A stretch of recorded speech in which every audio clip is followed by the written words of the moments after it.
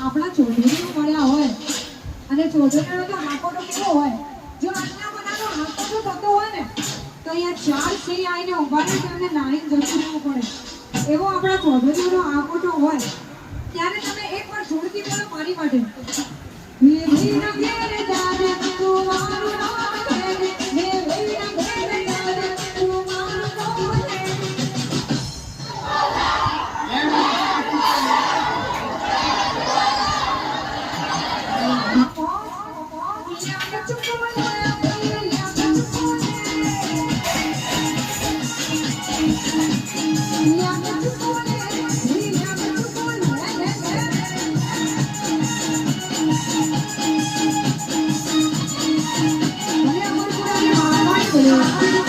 Yeah.